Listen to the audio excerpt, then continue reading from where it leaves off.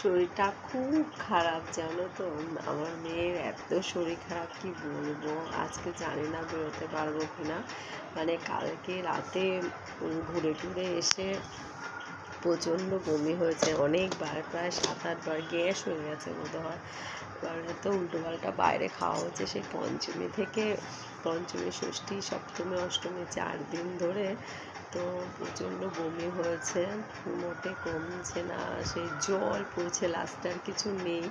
তারপরে একটু মেডিসিন খেলো, এখন একটু ভালো আছে। আর আমার অবস্থাও তো বুঝতে পারছো, গলা শুনে কতটা খারাপ, ভীষণ খারাপ। তখন নেল পালিশ উঠে গেছে কাজ করতে করতে। যাই হোক, জানি না, ভাবছি 12টার দিকে আজকে রাতে বেরোবো। সবাই তো বেরিয়ে গেছে, আর 12টার দিকে ইচ্ছা আছে বেরোনোর। এখন ভগবান সহায়। আজকেই তো পুজো শেষ, মহানবমী। সবাইকে জানাই মহানবমীর অনেক অনেক ভালোবাসা, শুভেচ্ছা। সবাই ভালো থেকো, সাবধানে থেকো। আর দেখো চুলের অবস্থা, শ্যাম্পু ট্যাম্পু কিচ্ছু করা নেই। সেই সপ্তমীতে শ্যাম্পু করেছি, অষ্টমীতে আর শ্যাম্পু করা হয়নি। নবমী আজকে ভেবেছিলাম শ্যাম্পুটা করব। শ্যাম্পুটা করলে না মুখটা বেশ গ্লো লাগে, ভালো লাগে দেখতে।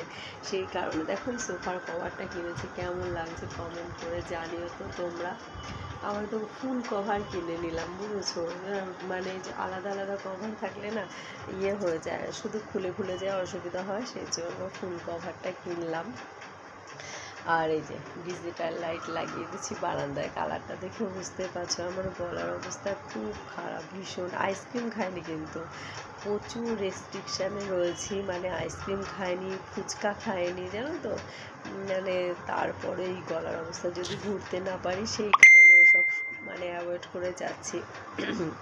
কিন্তু মেয়েটার শরীরটা খারাপ হয়ে মানে পুরো মানে যখন দেখলাম যে ওর এতটা শরীর খারাপ, মানে এতটা মন খারাপ হয়ে গেল। মেয়েটা এতগুলো ড্রেস কিনেছে পুজোয় পরার জন্য, জানো না। অনেকগুলো ড্রেস কিনেছে, সব কটা ড্রেস পরাও হয়নি। কালকে একটা পরবে বলে ঠিক করলো, তারপরেও সেটা পরলো না, আর একটা ড্রেস পরে বেরোলো।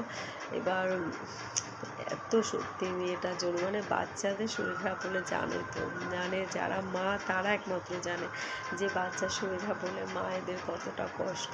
মানে পুজোটা তো চলে যাবে, আবার আসবে সেই সামনের বছর, বলো একটা বছর পর। এবার এই নবমীতে মানে ও যে ঘুরতে পারবে না, এটাই ভীষণ খারাপ লাগছে। তারপরে সকাল থেকে কিচ্ছু খায়নি, একটু ওআরএসের জল দিয়েছিলাম, একটু বমির ওষুধ খেলো একটা, আর একটু গ্যাসের ওষুধ দিলাম।